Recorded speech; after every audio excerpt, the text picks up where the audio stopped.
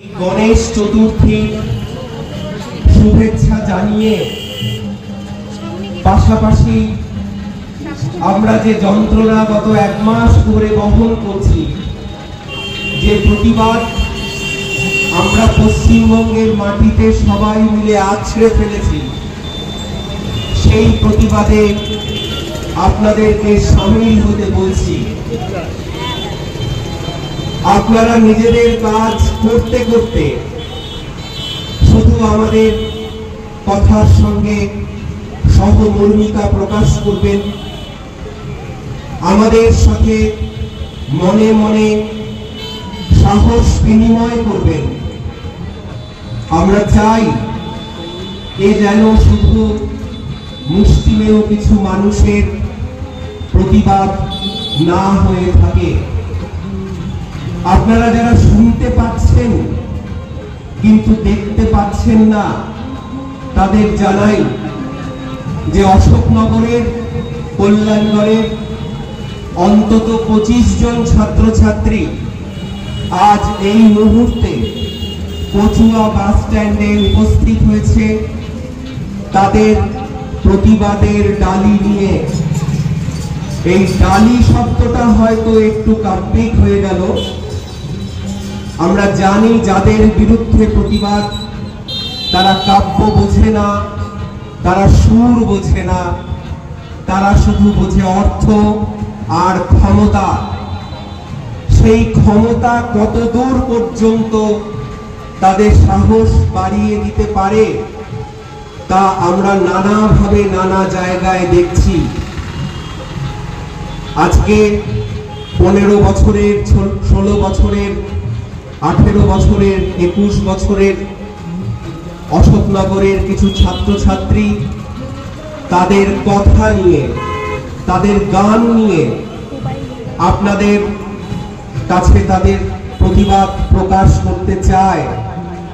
সেই প্রকাশে যদি আপনি সহযোগিতা না করেন, তাহলে যেদিন আপনার ঘরেও এই ঘটনা ঘটবে, সেদিন কি এদের পাশে পাবেন?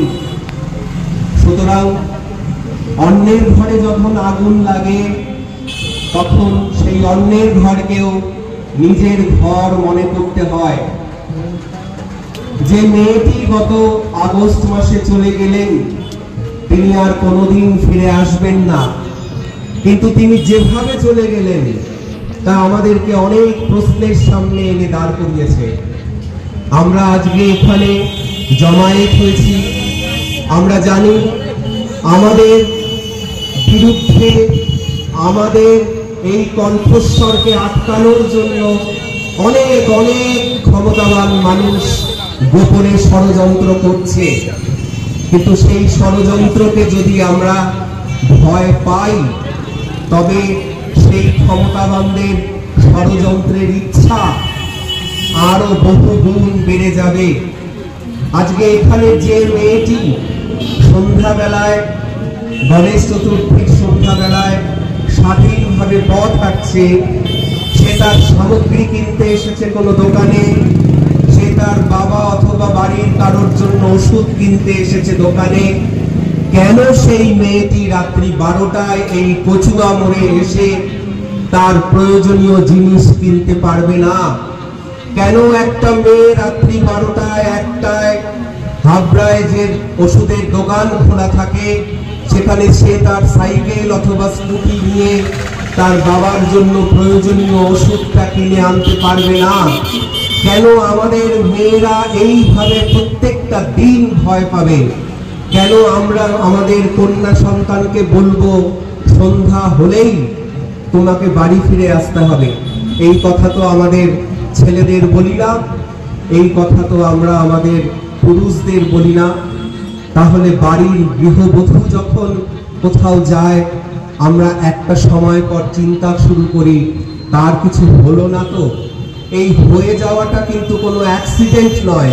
এই হয়ে যাওয়াটাই সেই হয়ে যাওয়াটা যেটা গত মাসে আরজি করের মতো সুপ্রাচীন একটি প্রতিষ্ঠানে যেভাবে তাকে খুন হতে হয়েছে, যেভাবে তার শরীরটাকে দুমড়ে মুচড়ে দিয়েছে কিছু নরপিশাচ। আমরা তার বিরুদ্ধে প্রতিবাদ জারি রাখব। আমরা জানি ক্ষমতার অনেক ক্ষমতা, আমরা জানি যে কিভাবে সমস্ত প্রমাণ লোপাট করে দেওয়া